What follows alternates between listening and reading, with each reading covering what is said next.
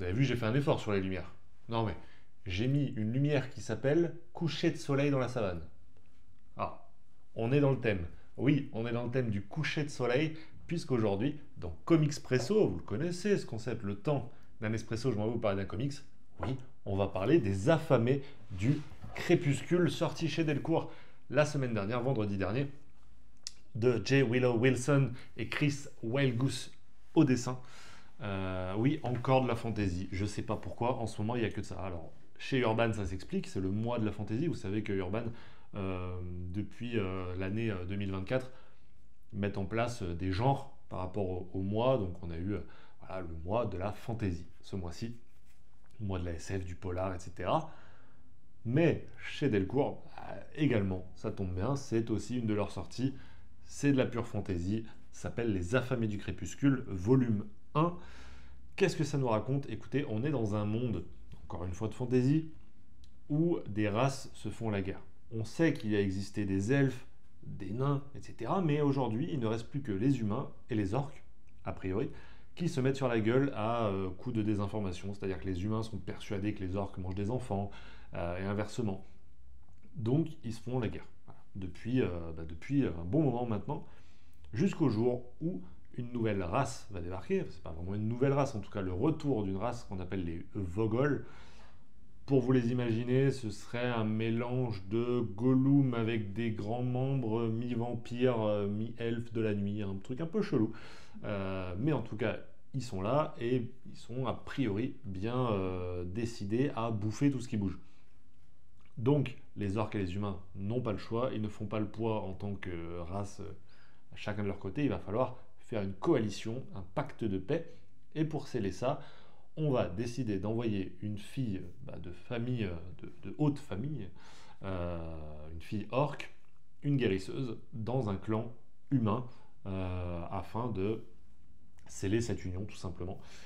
Au sein même des orques, il y a également des petites discordes, et pareil, on va promettre la main d'une orque, d'un clan à un autre orque, etc. Bref, on est vraiment dans des traités comme ça, tout simplement des alliances pour pouvoir faire face à une nouvelle menace. Je pense que je ne vais pas en dire plus au niveau du scénario, enfin, pas vous spoiler plus que ça.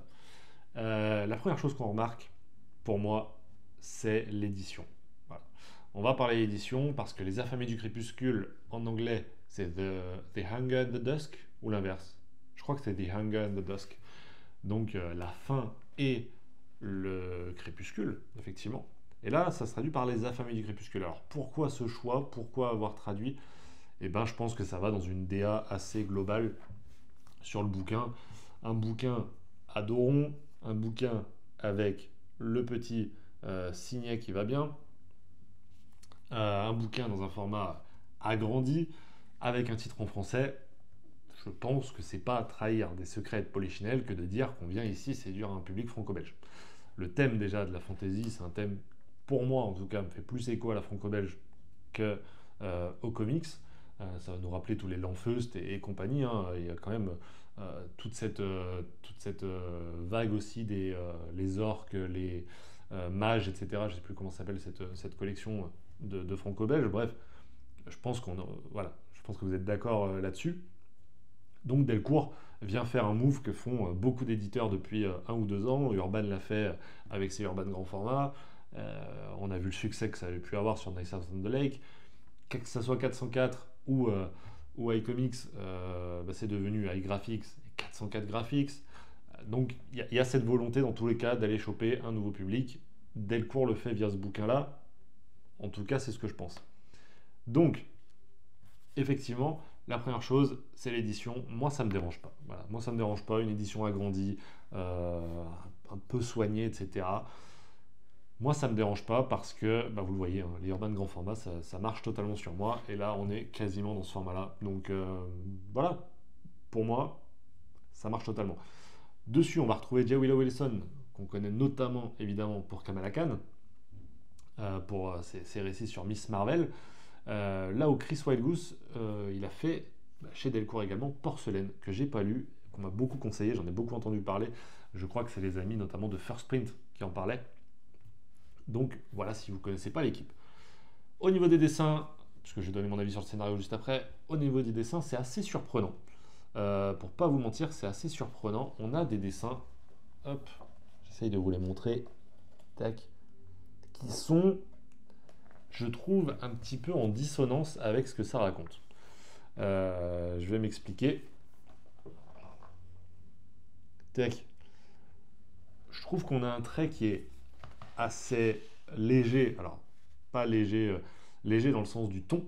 C'est un ton un peu léger. Je trouve un trait un peu gras, tu vois, qui dénote un petit peu avec le ton qui est donné. Et pourtant, ça marche très bien parce que il y a ce côté ouais, un peu plus léger et ça fait du bien. En fait, le dessin fait du bien. Et alors, si je dois saluer un travail, c'est celui de la couleur. Je le trouve exceptionnel. Je me suis noté, les couleurs, c'est de Masasik ou Msasik. Ça s'écrit Msasik. Bah c'est trop beau. C'est trop beau. Ça rajoute un peu de profondeur au décor. Ça donne vraiment vie, que ce soit au personnage, au décor, aux lumières. Vraiment, je connaissais pas ce ou cette coloriste. Et ben, c'est très chouette. Les dessins, pour moi, ça marche, mais je comprendrais qu'on me dise que les dessins de Chris Goose n'ont pas fonctionné ici. Moi, c'est pas le cas, ça a plutôt bien marché. Au niveau du scénario, là, vous savez où le bas blesse pour moi, puisque c'est la fantaisie. C'est la fantaisie. Et encore une fois, on est là purement dans la fantaisie. Quelqu'un m'a fait remarquer sur la vidéo d'hier où je parlais de Dark Knights of Steel. Il dit c'est bizarre que tu adores autant cet univers alors que tu n'aimes pas la fantaisie. C'est vrai. Mais je pense qu'il y a plusieurs genres de fantaisie. Celui-là, avec effectivement ce combat de race, etc., avec les orques humains, c'est vrai que c'est un type de récit qui me parle un peu moins. Pourtant, au début, j'ai eu quasiment un vent de nostalgie de mes quelques heures sur World of Warcraft il y a quelques années. Je trouve qu'il y a cette ambiance-là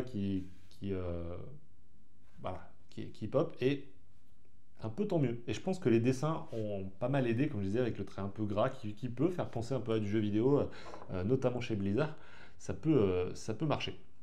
Évidemment, la nostalgie, ça aurait pas fonctionné sur tout le bouquin pour moi.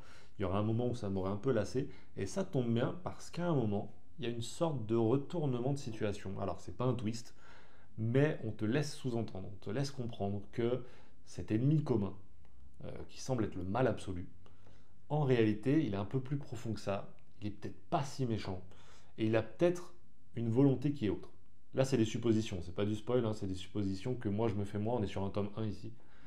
Euh, et ça m'a laissé apercevoir un truc qui pourrait me plaire. Parce que, évidemment, il y a toute cette. Et c'était déjà le cas dans Dark Knight of Steel d'ailleurs, toute cette critique de la guerre moderne et de la politique moderne qui consiste à diaboliser l'ennemi, à, avec de la désinformation notamment, j'en ai parlé.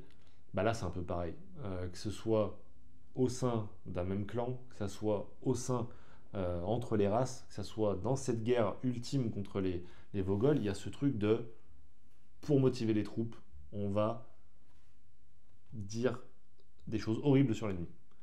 En réalité, bah, quand tu es dans un clan, il n'y a que des gentils autour de toi et en face, il n'y a que des méchants. Et ça marche dans les deux sens. En réalité, à la guerre, est-ce qu'il y a vraiment des gentils et des méchants?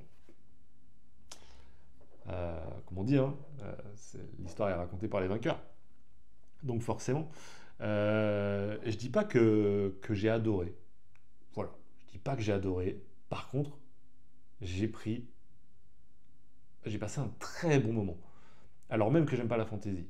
Et du coup, c'est là où je dois essayer d'être un peu objectif. Parce que je me dis, déjà, si t'aimes la fantasy, fonce. Ça, a priori, je pense que tu m'auras pas attendu pour aller dessus. Si comme moi, t'aimes pas du tout la fantasy, alors là, ça peut passer ou ça peut casser. Je pense parce que c'est très emprunté, enfin, c'est très imprégné de fantasy, pardon. Je trouve que pour le coup, ça essaye pas de se détourner de ça. Et si c'est ni plus ni moins, eh ben je pense que tu vas aimer parce que moi, c'est un peu le défaut que j'ai trouvé, c'est que c'était très fantasy. Et c'est pas vraiment un défaut si on essaye d'autres objectifs, tu vois. Moi, ça a été un défaut pour moi parce que bah, si vous êtes sur cette chaîne, c'est pour avoir mon avis purement subjectif, d'accord? Je suis pas journaliste. Je vous donne mon avis à moi. C'est un truc qui m'a un petit peu parfois fait décrocher d'être autant dans ce genre-là. mais en même temps, ça va être aussi sa plus grande qualité pour ceux qui adorent ça. Donc, pour le coup, et je vais le redire comme je l'ai dit hier, comme j'ai dit, non, c'était il y a quelques jours, sur Wonder Woman, j'ai là pour le coup envie de lire la suite. J'ai envie de lire la suite, voir si les petites suppositions que je me suis mises en place fonctionnent. Est-ce que ça va partir dans ce que je pense, ou est-ce qu'au contraire, ça va détourner ça, ça va prendre des facilités scénaristiques que j'espère pas. Je sais pas. Je pense que c'est un bon pari de la part de Delcourt. Je sais pas si ça séduira le public comics. Ça, c'est autre chose.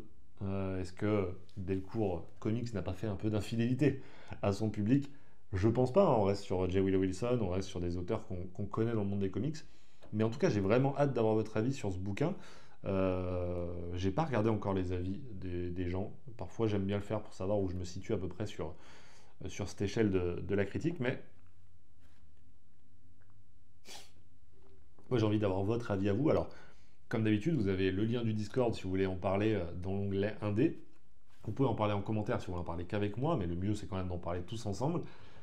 Et comme d'habitude, maintenant depuis 2-3 jours, vous le savez, vous allez retrouver en lien dans la description le site Comic Zone pour soutenir la chaîne tout simplement. Si vous achetez le bouquin sur Comic Zone ou si vous cliquez ne serait-ce que sur le lien, vous allez générer un petit pécule pour la chaîne qui va pouvoir voilà, m'aider tout simplement à continuer à faire ce que je fais. Merci à ceux qui prendront le temps, ne serait-ce que de cliquer sur le lien, mais j'aime tous les autres également. Je vous fais de gros bisous, on se retrouve dès demain pour une nouvelle vidéo. D'ici là, portez-vous bien, prenez bien soin de vos proches et ciao ciao tout le monde.